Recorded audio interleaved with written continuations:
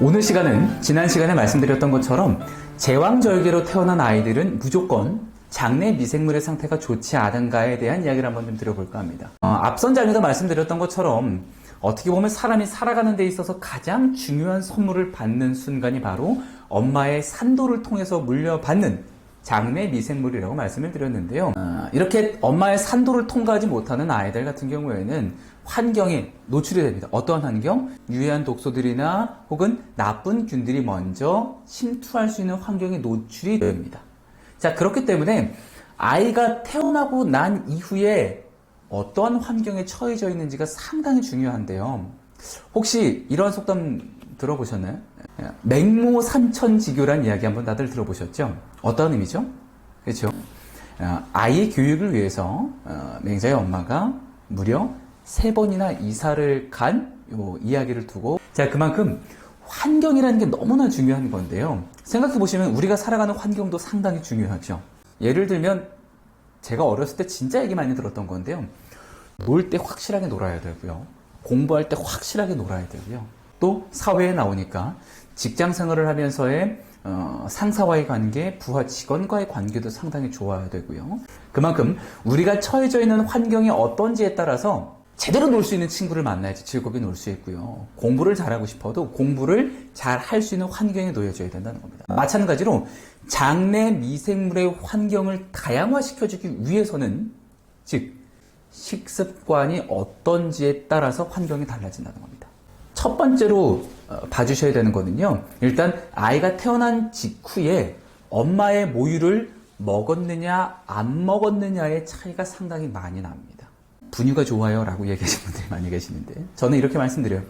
사람이 만들어내는 걸, 그러니까 인체에서 만들어내는 거를 사람이 인위적으로 만든다고 해서 완벽히 똑같이 따라할 수는 없다라고 이야기를 합니다. 그 사람이 만들어내는 좋은, 소위 말하는 좋은 영양소를 만들어내기 위해서 따라가는 거죠, 분유 회사들이.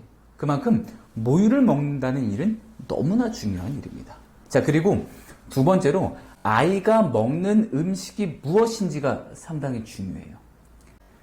어떤 일례로 이런 이야기가 있어요.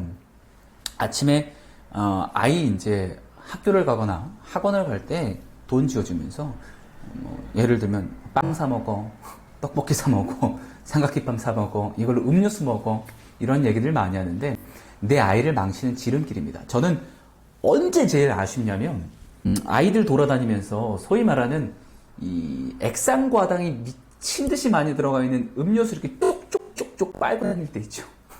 그거 보면 진짜 제 아이는 아니지만 뺏고 싶어요. 아이의 건강을 망치고 있는 중이거든요. 그만큼 아이가 무엇을 먹고 있는지에 따라서 장내에 살고 있는 미생물의 종류가 다변화될 것인지 혹은 단일화될 것인지가 결정이 되는 겁니다. 그리고 세 번째는 아이가 노는 환경입니다. 환경. 제 개인적인 생각인데요. 예전에 60년대, 70년대를 살았던 분들이 요즘을 살아가는 젊은이보다 더 건강하다고 생각을 해요. 왜냐면은 그 시절에는 흙을 만지고 놀았거든요. 근데 요즘 시대에는요, 살균, 멸균, 다 균들이 없어집니다. 균이라는 녀석은 정말 중요한 거거든요. 사람은 바이러스와 세균과는 떨어질래야 떨어질 수 없는 인생을 삽니다. 자, 그만큼 내가 이 세균과 바이러스에 이겨낼 수 있는 면역 체계를 만들어내기 위해서는 다양한 훈련이 돼야 돼요. 외세의 침략을 받았을 때 가장 중요한 거는 뭘까요? 맞습니다. 군대가 얼마나 강한가에 따라서 외부에서 나쁜 독소들이나 바이러스나 세균들이 들어와도 막아낼 수 있다는 건데, 요즘 아이들 어때요? 툭하면 감기 걸려. 그렇죠? 툭하면 병원 가. 이런 일들이 많은 거죠. 한 다큐에서도 검사를 한번 해봤어요. 시골에 사는 아이들과 도시에 사는 아이들의 장내 미생물을 좀 비교를 해봤습니다. 그랬더니 외부 스트레스라든지 이러한 외부 독소들에 견뎌낼 수 있는 유익균의 수가 누가 더 많아요? 시골에 살고 있는, 즉 지방에 살고 있는 아이들이 더 많다는 겁니다. 왜? 흙을 가지고 놀기 때문에, 아이들끼리 부딪히면서 놀기 때문에 도시에 살고 있는 아이들보다 면역 상태가 훨씬 더 월등하다라는 이러한 결과들을 함께 볼 수 있습니다. 여기 하나 더 얘기하자면은 항생제에 대한 이야기는 나중에 할 건데요.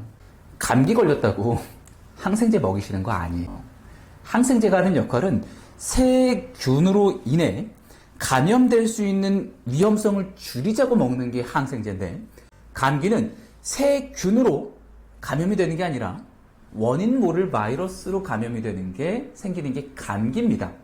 그렇기 때문에 감기가 걸렸을 때는 비타민C라든지 야채라든지 과일이라든지 미네랄이 풍부하게 들어가 있는 걸 먹여주셔야 되는 거지 약을 먹여주는 게 아니에요.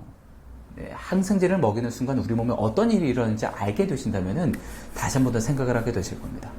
자, 그리고 하나 더 환경에 대한 얘기를 계속 하고 있으니까 노는 환경에 대한 이야기를 하고 있잖아요. 여기에 하나 더 발효식품을 얼마나 자주 섭취하는가에 따라 달라집니다. 그러니까 음식을 먹을 때도요, 정제된 음식을 섭취를 하는 게 아니라 식이섬유가 좀 다양하게 풍부가 되어 있거나 소화하기 쉬운 음식을 먹거나, 그리고 인체 내에 다양한 균들을 늘려줄 수 있는 발효식품들을 얼마나 자주 섭취하느냐에 따라서 자양 속에 살아가는 균주들의 다양화, 다변화를 줄 수가 있다는 이야기죠. 자, 오늘 장에서는 이 제왕절개로 태어난 아이들은 꼭 면역 상태가 나쁜가요? 라는 이야기를 가지고 이야기를 가지고 한번 풀어봤습니다. 태어날 때 물려받는 유익균, 이 세균 샤워가 상당히 중요하지만 더 중요한 건 무엇이다? 살아가는 환경이다. 이 환경을 어떻게 조절하느냐에 따라서 아이의 장내 미생물, 즉 우리 인체 내 약 70%를 담당하고 있는 장내 장관 면역을 키워줄 수 있다는 겁니다. 혹시 지금 이 영상을 보시면서 아이에게 밀가루 음식을 주고 계신가요? 혹은 아이에게 음료수를 주고 계신가요? 나는 챙기는데 아이는 괜찮겠지라고 생각하시면서 그냥 무심하게 내버려 두고 계신가요? 지금 당장 아이의 손에 들려있는, 그리고 나의 손에 들려있는 가공된 음식들을 끊어야 할 때입니다. 자, 다음 장에서도 좀 더 유익한 컨텐츠, 좀 더 유익한 컨텐츠는 아니죠. 항상 유익한 컨텐츠예요.